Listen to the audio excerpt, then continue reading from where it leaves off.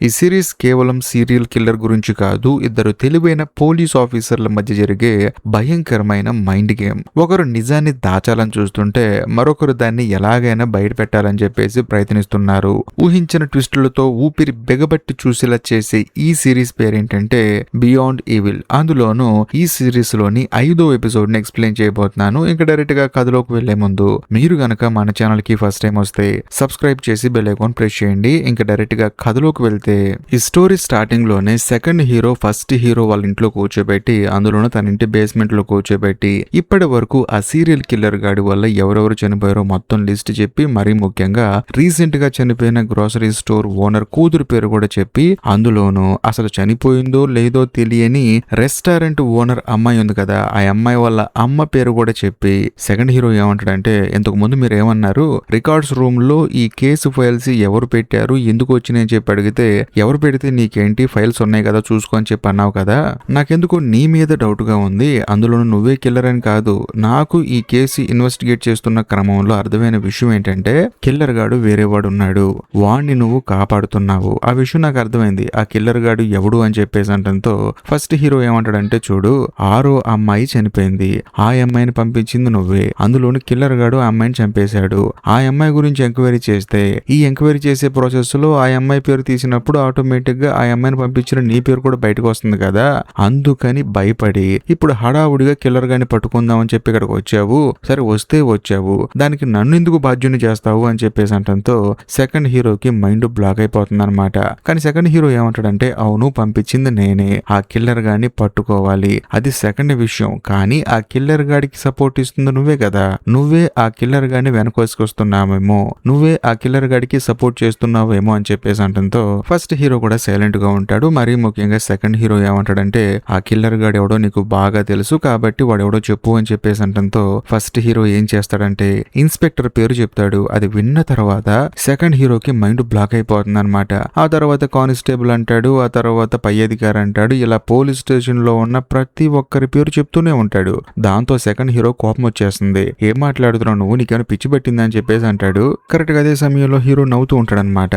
కాకపోతే second hero వైపు చూసి నవ్వడు, పక్కనే ఉన్న టీవీ చూసి నవ్వుతూ ఉంటాడు. అందులో సెకండ్ హీరో వాళ్ళ నాన్న డిప్యూటీ కమిషనర్ మాట్లాడుతూ ఉంటాడు. మరీ ముఖ్యంగా ఇంతకు ముందు సెకండ్ హీరో ఏం చేశాడు, ఇప్పటి వరకు జరిగిన ప్రతి ఒక్క హత్య ఆ సీరియల్ కిల్లరే చేశాడు, ఈ హత్యలన్నీ ఒకటే చేస్తున్నాడు అని చెప్పేసి పోలీస్ స్టేషన్ దగ్గరికి మీడియా వాళ్ళని పిలిచి మరీ చెప్పాడు కదా. సో దాంతో ఏమైపోయింది, ఈ సీరియల్ కిల్లర్ గాడు ఇంకా బ్రతికే ఉన్నాడు కాబట్టి ఈ ఊర్లో వరుసగా హత్యలు జరుగుతాయని చెప్పేసి అందరికి భయం పట్టుకుంది. దాంతో సెకండ్ హీరో వాళ్ళ నాన్న డిప్యూటీ కమిషనర్ ఏం చేస్తాడంటే ఒక ప్రెస్ మీట్ పెట్టి చెప్పడం స్టార్ట్ చేస్తాడు. అందులో ఆయన ఏం చెప్తాడంటే, నా కొడుకు చెప్పిందంతా అబద్ధము, అందులోనూ వాడికి మానసిక స్థితి సరిగా లేనట్టుంది, వాడు చేసిన తప్పుకి నేను క్షమాపణ అడుగుతున్నాను, అందులోనూ ఇన్వెస్టిగేషన్ అయితే ముమ్మరంగా సాగుతూ ఉంది, హత్యలన్నీ ఒకటే చేయలేదు, ఈ హత్యలన్నీ ఒకటే చేశాడా వేరే వాడు చేశాడని చెప్పేసి మేము ఇన్వెస్టిగేట్ చేస్తూ ఉన్నాము, కాకపోతే నా కొడుకు ఏంటంటే కొంచెం తొందరపాటు ఎక్కువ అందుకని చెప్పాడు, వాడి తరపున నేను సారీ చెప్తానని చెప్పేసి అంటంతో ఫస్ట్ హీరో ఏమంటాడంటే, చూడు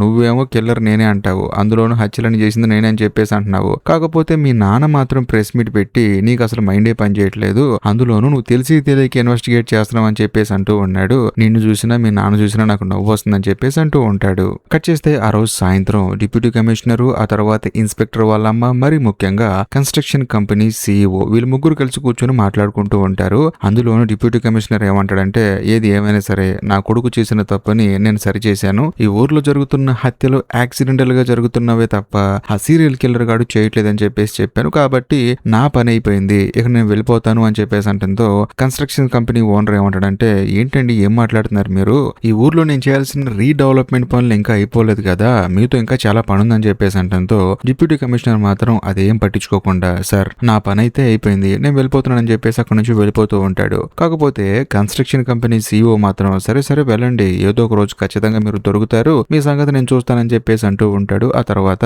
డిప్యూటీ కమిషనర్ వెళ్ళిపోయిన తర్వాత బయట సెకండ్ హీరో ఉంటాడనమాట. వాళ్ళ నాన్నగారికి చాలా సార్లు కాల్ చేస్తాడు, కాకపోతే ఆయన మాత్రం లిఫ్ట్ చేయడు. సర్లే మాట్లాడదామని చూస్తే ఆయన మాత్రం కోపంగా అక్కడి నుంచి వెళ్ళిపోతాడు. ఇదిలో ఉంటే మరోవైపు ఇన్స్పెక్టర్ ని చూపిస్తారు. తానేంటంటే ఒకే బొమ్మ మళ్ళీ మళ్ళీ వేస్తూ ఉంటాడు. అదే సమయంలో ఆ రెస్టారెంట్ కి మన కథలో ఫస్ట్ హీరో వస్తాడు. వచ్చిన తర్వాత నువ్వేంటి ఇంకా ఇక్కడే ఉన్నావు, అది కూడా మంతాక్కుంటూ, ఇంటికెళ్ళి ప్రశాంతంగా పడుకోవచ్చు కదా అని చెప్పేసి అంటంతో, ఎక్కడ పడుకోమంటావు, ఇంటికెళ్ళి పడుకుంటే చనిపోయిన అమ్మాయిలు, ఆ తర్వాత కనిపించకుండా పోయిన చనిపోయిన అమ్మాయిలు వాళ్ళందరూ కల్లోకి వచ్చి నన్ను రమ్మంటున్నారు, నన్ను కాపాడమంటున్నారని చెప్పేసి అంటంతో హీరోకి ఏం అర్థం కాదు. అందులోనూ పక్కనే ఆ రెస్టారెంట్ ఓనర్ అమ్మాయి ఉంటుందన్నమాట. ఆ అమ్మాయి వైపు చూసి ఏంటమ్మా అంతా ఓకేనా, ఈ హోటల్లో రీసెర్చ్ జరిగింది కదా, ఇప్పుడు కస్టమర్లు అందరూ బాగానే వస్తున్నారా, వ్యాపారం అంతా బాగానే ఉందా అని చెప్పేసి హీరో అమ్మాయిని అడుగుతాడు. దాంతో అమ్మాయి ఏమంటుందంటే నాకు అలాంటి ప్రాబ్లం ఏం లేదండి, అందులోనూ సెకండ్ హీరో నా రెస్టారెంట్ గురించి కంప్లైంట్ ఇచ్చాడు కదా, దాని గురించి అస్సలే బాధ లేదు. ఎందుకంటే నేను స్కూల్లో చదువుకున్నప్పుడే మా అమ్మ ఇంట్లోంచి వెళ్ళిపోయింది, చాలా మంది ఏమనుకున్నారంటే మా నాన్నగారిని చంపేసి తను వేరే అతనితో వెళ్ళిపోయిందని చెప్పేసి అన్నారు.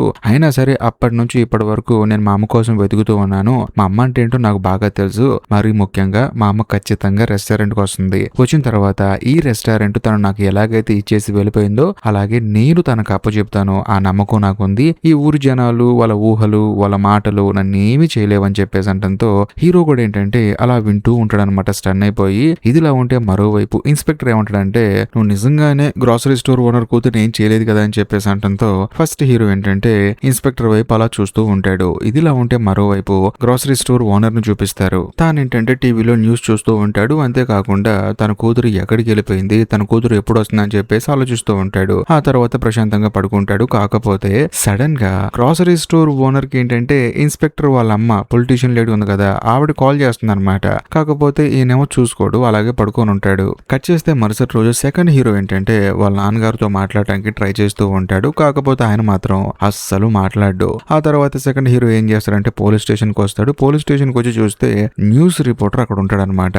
అది కూడా ఆ న్యూస్ రిపోర్టర్ సెకండ్ హీరో కోసం వెయిట్ చేస్తూ ఉంటాడు. సెకండ్ హీరోతో ఏమంటాడంటే కాదండి మీ నాన్నగారు ఇంటర్వ్యూ ఇచ్చారు కదా, అంటే మీరు చెప్పింది మొత్తం అబద్ధం అని చెప్పేసి మాట్లాడుతూ ఉంటాడు. క్వశ్చన్ల మీద క్వశ్చన్లు అడుగుతూ ఉంటాడు. కాకపోతే సెకండ్ హీరో మాత్రం సైలెంట్ గా వెళ్ళిపోతూ ఉంటాడు అనమాట. దాంతో న్యూస్ రిపోర్టర్ ఏమంటాడంటే మీరు ఎక్కడో పనిచేసే వాళ్ళు ఏరి కోరి ఇక్కడికి ఉద్యోగం చేయడానికి వచ్చారు, అది కూడా ఒక డొక్కు పోలీస్ స్టేషన్ కి వచ్చారు అని చెప్పేసి అంటంతో ఏ పోలీస్ స్టేషన్ డొక్కు పోలీస్ స్టేషన్ అంటారు అని చెప్పేసి సడన్ గా మనకు అందులో ఫస్ట్ హీరో వస్తాడు. అంతేకాకుండా ఫస్ట్ హీరో ఏమంటాడంటే 4 కార్లు 6 పోలీసులుంటే డొక్కు పోలీస్ స్టేషన్ అయిపోతుంది అని చెప్పేసి స్టేషన్ లో ఉన్న ప్రతి ఒక్కరిని పిలుస్తాడనమాట. మంది డొక్కు పోలీస్ స్టేషన్ అంట అని చెప్పేసి అంటంతో అందరూ బయటకు వచ్చేసి న్యూస్ రిపోర్టర్ మీద పడతారు. అతన్ని తిట్టి అక్కడి నుంచి పంపించేస్తారు. కాకపోతే సెకండ్ హీరోకి అర్థం కాని విషయం ఏంటంటే అసలు మీరందరూ నాకు ఎందుకు సపోర్ట్ చేస్తున్నారు, అందులోనూ వాడు నన్ను ఇబ్బంది పెట్టి మాట్లాడితే మీరందరూ వాడి నుంచి నన్ను ఎందుకు కాపాడారు అని చెప్పేసి అంటంతో అక్కడ ఉన్న పోలీసులందరూ ఏంటంటే పట్టించుకోకుండా వెళ్ళిపోతారు. కాకపోతే ఫస్ట్ హీరో మాత్రం సెకండ్ హీరో దగ్గర నుంచొని తనకు విషయం చెప్తాడు. అదేంటంటే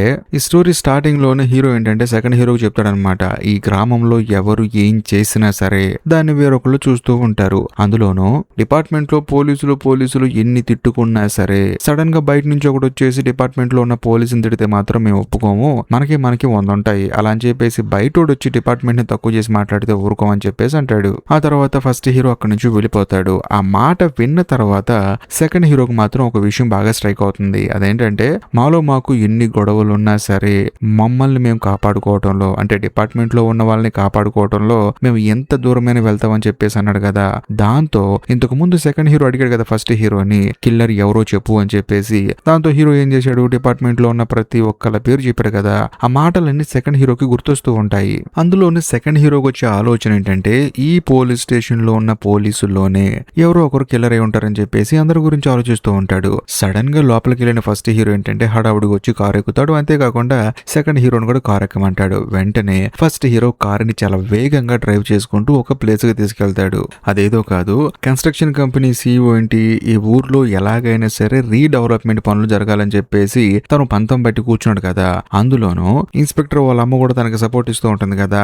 అక్కడికి వీళ్ళు ఏం చేస్తారంటే గ్రాసరీ స్టోర్ ఓనర్ ని తీసుకొస్తారనమాట. బేసికల్ గా ఆ ఊరు డెవలప్మెంట్ కి ఆ ఊర్లో ఉన్న ప్రజలందరూ భయపడటానికి కారణం ఏంటి, సీరియల్ కిల్లర్ గాడు మళ్ళీ వచ్చేసాడు, గ్రాసరీ స్టోర్ ఓనర్ కూతుర్ని చంపేశాడు అని చెప్పేసి సెకండ్ హీరో చెప్పాడు. కాకపోతే అదంతా అబద్ధం అని చెప్పేసి సెకండ్ హీరో వాళ్ళ నాన్న చెప్పాడు. అందువల్ల ఏంటంటే ఊరి ప్రజలు కొంచెం కన్ఫ్యూజన్ లో ఉంటారు. అందులోనూ డెవలప్మెంట్ పనులు కూడా ఆగిపోయాయన్నమాట. దాంతో వీళ్ళు ఏం చేస్తారంటే గ్రాసరీ స్టోర్ ఓనర్ ని తీసుకొచ్చి వాళ్ళ ముందు మాట్లాడిస్తూ ఉంటారు. ఆయన కూడా చెప్తూ ఉంటాడు అనమాట, నా కూతురు మిస్సింగ్ కి ఆ సీరియల్ కిల్లర్ కి ఎటువంటి సంబంధం లేదని చెప్పేసి మాట్లాడుతూ ఉంటాడు. ఈ విషయం తెలుసుకున్న హీరో ఏంటంటే పరిగెత్తుకుంటూ గ్రాసరీ స్టోర్ ఓనర్ దగ్గరకు వస్తాడు. వచ్చిన తర్వాత ఏం మాట్లాడుతున్నావు నువ్వు అని చెప్పేసి అంటాడు. అందులోనూ నేను ఇలా మాట్లాడమని చెప్పింది ఎవరు అని చెప్పేసి తనని కిందకి పంపించేస్తాడు. కాకపోతే అక్కడున్న ప్రజలందరూ ఏంటంటే ఫస్ట్ హీరోని తిడుతూ ఉంటారు. అందులోనూ ఒక లేడీ సడన్ గా వచ్చి, చూడు బాబు 20 సంవత్సరాల క్రితం నీ చెల్లెలు కనిపించకుండా పోయిన తర్వాత ఈ ఊరు డెవలప్మెంట్ ఆగిపోయింది, మళ్ళీ కాస్త డెవలప్ అవుతుంది అనుకున్న సమయానికి ఇప్పుడు గ్రోసరీ స్టోర్ ఓనర్ కూతురు కనిపించకుండా పోయింది. అప్పుడేమో నీ చెల్లెలు ఆపింది డెవలప్మెంట్ ని. అందులోను మన ఊరికి ఒక అపార్ట్మెంట్ లేదు, మరీ ముఖ్యంగా సరైన రోడ్డులు లేవు, ఇంకా ముఖ్యంగా ఎటువంటి ఫెసిలిటీస్ లేవు. నిజం చెప్పాలంటే ఒక క్రైమ్ జరిగితే చూడటానికి సీసీ కెమెరాస్ కూడా లేవు మన ఊర్లో. కాకపోతే ఇప్పుడు మళ్ళీ గ్రోసరీ స్టోర్ ఓనర్ కూతురు వెళ్ళిపోయింది. అసలు వీళ్ళంతా మన ఊరిని ఆపేస్తున్నారు డెవలప్ అవ్వకుండా, అందులోను నువ్వు ఒకడు అని చెప్పేసి అంటంతో ఫస్ట్ హీరో కోపం వచ్చేసి, అంటే ఏంటి ఇప్పుడు గ్రోసరీ స్టోర్ ఓనర్ కూతురు తప్పు చేసిందంటావు, మరి నీకు కూడా సేమ్ అంత వయసు ఉన్న కూతురు ఉంది కదా అని చెప్పేసి అంటంతో నా కూతురు చాలా మంచిదని చెప్పేసి అంటుంది. కాకపోతే ఫస్ట్ హీరో ఏమంటాడంటే, నీ కూతుర్ని కిడ్నాప్ చేసి నేనే ఆ అమ్మాయి చేతి వీళ్ళు నరికి అక్కడ పడేస్తే అప్పుడు కూడా ఇలాగే మాట్లాడగలవా నువ్వు? ఈ ఊరికి డెవలప్మెంట్ ఆగిపోయిందని చెప్పేసి అనగలవా? ఇక్కడ ఒక తండ్రి తన కూతురు కనిపించట్లేదని చెప్పేసి ఎంతో బాధపడుతూ ఉన్నాడు, అతన్ని తీసుకొచ్చి మీరు రాజకీయం చేస్తున్నారని చెప్పేసి అంటంతో సడన్ గా లేడీ పొలిటీషియన్ మాట్లాడటం మొదలు పెడుతుంది. అంటే ఇన్స్పెక్టర్ వాళ్ళ అమ్మ మాట్లాడుతూ ఉంటుంది. తానేమంటుందంటే, చూడు బాబు, 20 సంవత్సరాల క్రితం మీ చెల్లెల వల్ల నీ వల్ల ఈ ఊరు డెవలప్మెంట్ అయిపోయింది, దయచేసి ఇప్పుడు మాత్రం ఆపొద్దు అని చెప్పేసి అంటంతో ఫస్ట్ హీరో కోపం వచ్చేసి, అవునా అండి, 20 సంవత్సరాల క్రితం ఏం జరిగిందో మీకు గుర్తులేదా అని చెప్పేసి హీరో ఆవిడ చెవి దగ్గరకు వచ్చి ఏదో చెప్తాడనమాట. కట్ చేస్తే కథ ఇప్పుడు ఫ్లాష్ బ్యాక్ వెళ్తుంది. బేసికల్ గా 20 సంవత్సరాల క్రితం హీరోని పోలీసులు అరెస్ట్ చేశారు. అందులోనూ షాప్ అమ్మాయి చనిపోయినందుకు, మరి ముఖ్యంగా హీరో వాళ్ళ చెల్లెలు కనిపించకుండా పోయినందుకు. కాకపోతే ఇన్స్పెక్టర్ ఏం చేశాడు, ఆ రోజు నైట్ మొత్తం నాతో కలిసి కూర్చొని మంతవుతూ ఉన్నాడు, తనకి ఈ హత్యకి అందులోనూ తన చెల్లెలు పారిపోవడానికి అసలు సంబంధం లేదని చెప్పేసి సాక్ష్యం చెప్పాడు. దాంతో పోలీసులు కూడా ఫస్ట్ హీరోని వదిలేశారు. ఆ తరువాత ఇన్స్పెక్టర్ వాళ్ళ అమ్మ అంటే లేడీ పొలిటీషియన్ ఏంటంటే హీరో దగ్గరికి వెళ్ళి, చూడు, నీ వల్ల నా కొడుక్కి చెడ్డ పేరు వస్తుంది, మరీ ముఖ్యంగా ఇప్పుడు నేను పోలీసులు వదిలేసి ఉండొచ్చు, కానీ ఫ్యూచర్ లో నువ్వు నా కొడుకుతో తిరిగితే మాత్రం ఖచ్చితంగా నేను నిన్ను వదలను అని చెప్పేసి ఫస్ట్ హీరోకి వార్నింగ్ ఇచ్చి ఆవిడ అక్కడ నుంచి వెళ్ళిపోయింది అనమాట. కథ మళ్ళీ ప్రజెంట్ కి వస్తుంది. ప్రజెంట్ కి వచ్చిన తర్వాత ఫస్ట్ హీరో ఆ లేడీ పొలిటీషియన్ తో ఏమంటాడంటే, చూడు, 20 సంవత్సరాలుగా నేను నీ కొడుకుతో తిరగట్లా, నీ కొడుకే నాతో తిరుగుతున్నాడు. ఒకవేళ నువ్వు చెప్పినట్లు నేను నీ కొడుకును గనక వదిలేసాననుకో నీ కొడుకు జీవితం తల్లకిందులైపోతుందని చెప్పేసి హీరో ఆవిడకి చెప్తుంటే పక్కనే ఉండి సెకండ్ హీరో మొత్తం వింటూ ఉంటాడు. కరెక్ట్ గా అదే సమయంలో కన్స్ట్రక్షన్ కంపెనీ సీఈఓ ఏం చేస్తాడంటే వాళ్ళ మనుషులతో హీరోని పట్టుకోమని చెప్తాడు. అంతేకాకుండా హీరో ఎక్కువ మాట్లాడుతున్నాడని చెప్పేసి హీరోని కొట్టమంటాడు. దాంతో హీరో ఫైట్ చేస్తాడు. కాకపోతే అక్కడ ఎక్కువ మంది ఉంటారనమాట. కరెక్ట్ గా అదే సమయంలో సెకండ్ హీరో ఏం చేస్తాడంటే ఒక పోలీస్ ఆఫీసర్ ని పట్టుకుని కొడతారు మీరు అని చెప్పేసి మిగిలిన వాళ్ళని కొడతాడు. అంతేకాకుండా అందరిని తీసుకుని పోలీస్ స్టేషన్ కి వెళ్తాడు. ఇంకేముంది, అందరూ పోలీస్ స్టేషన్ లో ఉంటారు. అది కూడా ఫస్ట్ హీరో సెకండ్ హీరో పనిచేసే పోలీస్ స్టేషన్ కాదు, వైలెంట్ క్రైమ్ పోలీస్ స్టేషన్ లో ఉంటారనమాట. అక్కడ ఉండేది ఎవరు, లేడీ పోలీసు. ఇక్కడ ఒక హైలైట్ విషయం ఏంటంటే కన్స్ట్రక్షన్ కంపెనీ సీఈఓ ఉన్నాడు కదా, అతను ఏంటంటే ఒకప్పుడు లేడీ పోలీస్ ని పెళ్లి చేసుకున్నాడు. కాకపోతే ప్రస్తుతానికి వాళ్ళిద్దరు విడిపోయారు అనుకోండి. అందులోను ఇప్పుడు ఫస్ట్ హీరో సెకండ్ హీరో ఇద్దరు రోడ్డు మీద ఫైట్స్ చేశారు కదా, ఆ ఫైట్స్ ని ఎవరో రికార్డ్ చేస్తారు. అంతేకాకుండా డిప్యూటీ కమిషనర్ కూడా పంపిస్తారు. దాంతో ఆయన కోపం వచ్చేస్తుంది, వీడి వల్ల నాకు ₹10 ఉపయోగం లేదు, మళ్ళీ వీడి ఇంకో గొడవలో ఇరుక్కున్నాడు, అందులోని ఎవరితో పోయి కన్స్ట్రక్షన్ కంపెనీ సీఈఓతో. దాంతో డిప్యూటీ కమిషనర్ కి ఏంటంటే బాధ అనిపిస్తుంది అనమాట, తన కొడుకు తనను బాగా ఇబ్బంది పెడుతున్నాడు అని చెప్పేసి. అందులోనూ కన్స్ట్రక్షన్ కంపెనీ సీఈఓ గాడు తన కొడుకుని ఏమైనా చేస్తాడేమో అని చెప్పేసి భయపడుతూ ఉంటాడు. కానీ పక్కనే కూర్చున్న ప్రాసిక్యూటర్ ఏమంటాడంటే, సార్ మీరు ఏం కంగారు పడకండి, నేనున్నాను కదా, మీ కొడుకును నేను చూసుకుంటా అని చెప్పేసి అంటంతో ఆయన కొంచెం రిలాక్స్ అవుతాడు. కట్ చేస్తే మరోవైపు పోలీస్ స్టేషన్ లో లేడీ పోలీస్ ఉంది కదా, ఆవిడ ఏంటంటే ఇద్దరు హీరోలను కూర్చోబెట్టి, చూడండి, ఆ కన్స్ట్రక్షన్ కంపెనీ సీఈఓ ఏమంటున్నాడంటే కేసులు వద్దు ఏమొద్దు, ఏదో ఆవేశంలో జరిగిపోయింది, నేనైతే కేసు పెట్టను, వాళ్ళను కూడా కాంప్రమైజ్ అయిపోమంటున్నాను అని చెప్పేసి వీళ్ళని కాంప్రమైజ్ అయిపోమని చెప్పేసి అంటాడనమాట.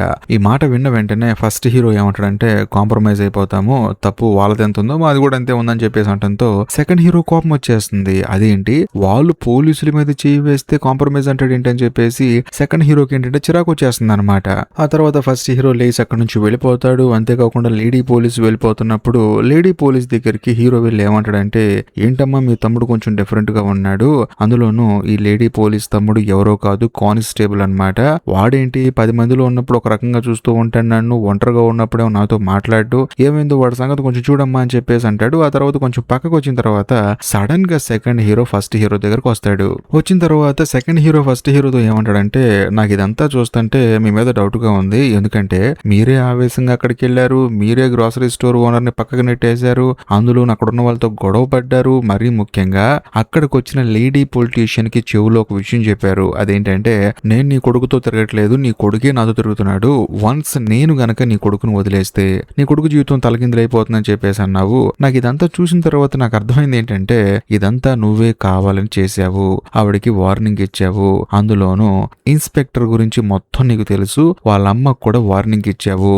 కాబట్టి 20 సంవత్సరాల క్రితం కేసు గురించి మాట్లాడిన ఆవిడ కూడా నువ్వు చెప్పిన ఒకే ఒక్క మాట వల్ల సైలెంట్ అయిపోయింది. అందులోనూ కొడుకు కోసం. కాబట్టి మనోడు ఏదో చేసి ఉంటాడని చెప్పేసి అంటంతో ఫస్ట్ హీరో ఏమంటాడంటే అంటే నువ్వేమంటావు 20 సంవత్సరాల క్రితం ఇన్స్పెక్టర్ గారు నా చెల్లిని చంపాడని చెప్పేసి అంటావు. 20 సంవత్సరాల తర్వాత నేను ఇన్స్పెక్టర్ గారిసి ఈ గ్రోసరీ స్టోర్ ఓనర్ కూతుర్ని చంపేశామని చెప్పేసి అంటావు. అంటే ఇప్పుడు మీ ఇద్దరం హంతకులు అంటావు. ఒకవేళ మేము హంతకులే అయితే 20 సంవత్సరాల తర్వాత అందులోనూ నా చెల్లెల కేసు అవ్వచ్చు, షాప్ అమ్మాయి చనిపోయిన కేసు అవ్వచ్చు, ఆ కేసుల్లో మేమే నిందితులు అని చెప్పేసి నువ్వు ఎలా ప్రూవ్ చేస్తావు? అందులోనూ నువ్వు ప్రూవ్ చేయాలంటే చట్టాన్ని కాకుండా ఈ చట్టాన్ని దాటుకొని మరీ బయటికి వెళ్ళి అంటే తప్పులు చేసి మరీ హంతకులు అని చెప్పి ప్రూవ్ చేయాలి అని చెప్పేసి అంటంతో సెకండ్ హీరో ఆశ్చర్యపోతాడు. అదేంటి హంతకుడిని పట్టుకోవాలంటే ఇన్వెస్టిగేషన్ చేస్తే చాలు, తప్పులు చేసుకుంటూ మరీ వెళ్ళాలా? చట్టానికి తెలియకుండా చాలా తప్పులు చేయాలా?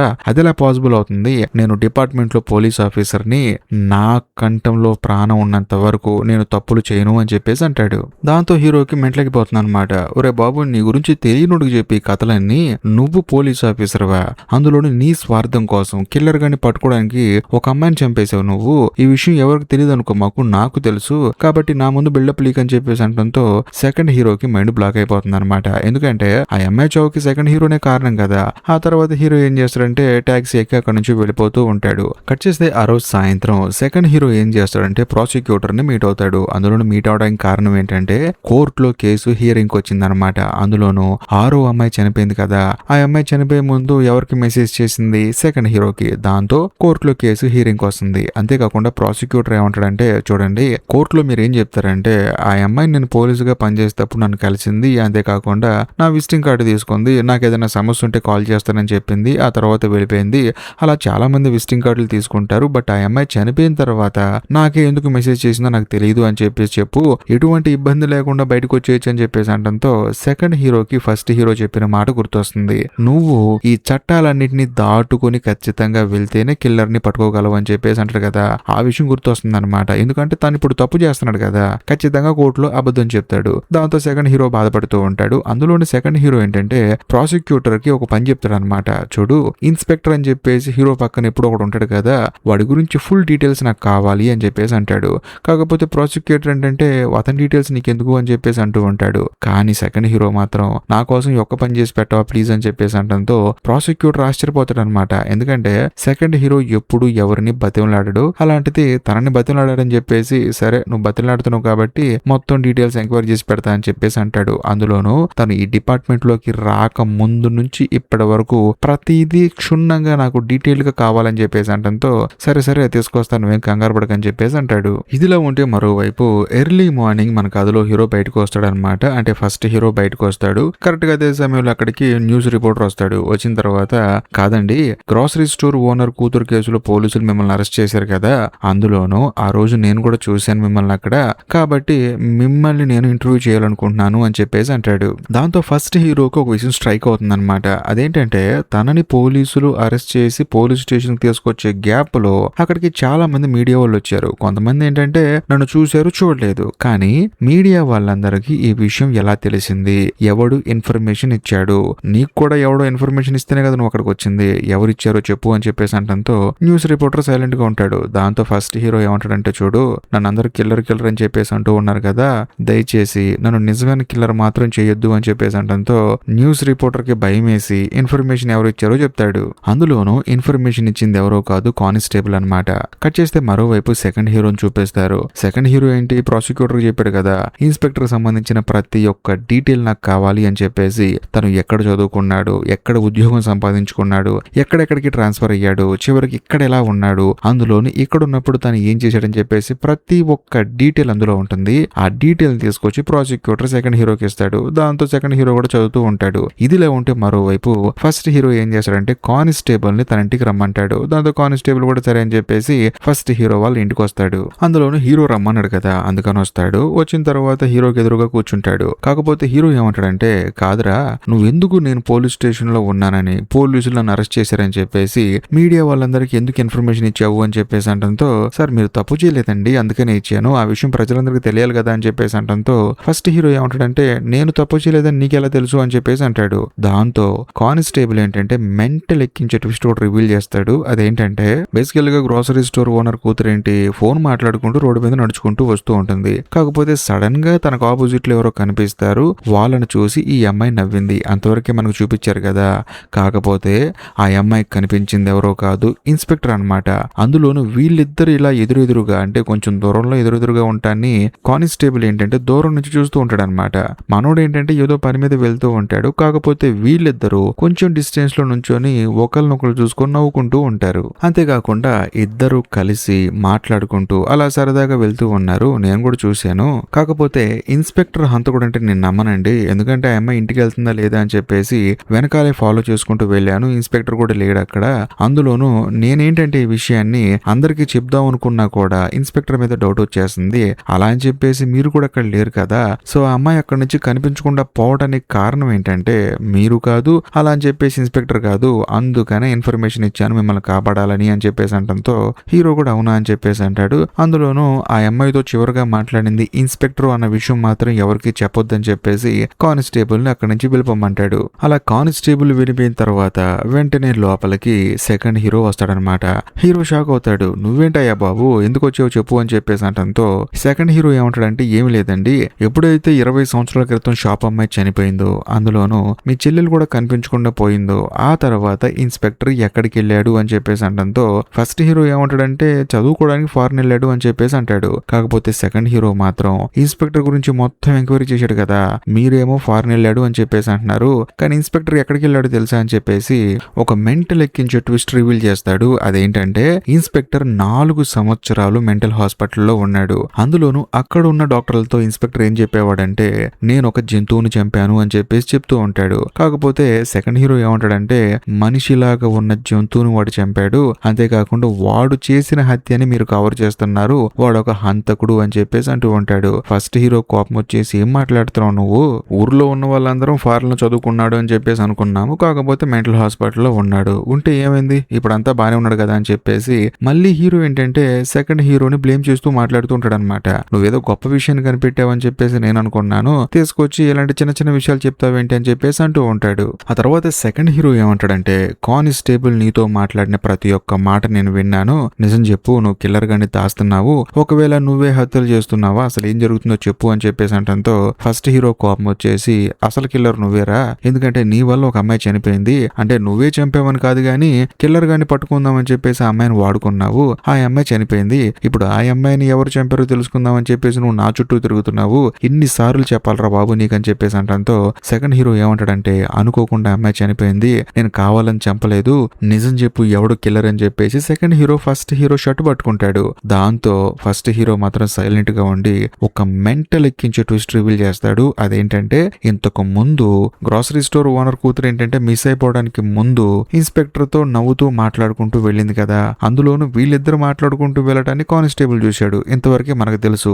కానీ కథలో మెంటల్ ఎక్కించే ట్విస్ట్ ఏంటంటే అక్కడ గ్రోసరీ స్టోర్ ఓనర్ కూడా ఉన్నాడు, వాళ్ళని ఈయన చూశాడు. ఇంతటితో ఈ ఎపిసోడ్ అయిపోతుంది. ఏది ఏమైనా సరే ఈ ఎపిసోడ్ గనక నచ్చితే, ఈ ట్విస్ట్ గనక నచ్చితే మాత్రం కామెంట్ చేయండి. అంతేకాకుండా లైక్ చేయండి, షేర్ చేయండి, కామెంట్ చేయడం మాత్రం మర్చిపోకండి. ఇక లాస్ట్ అండ్ ఫైనల్ గా నేను మీకు చెప్పొచ్చేది ఏంటంటే ఇప్పటికీ మీరు మన ఛానల్ ని సబ్స్క్రైబ్ చేసుకోకపోతే దయచేసి సబ్స్క్రైబ్ చేసి బెల్ ఐకాన్ ప్రెస్ చేయండి. బాయ్.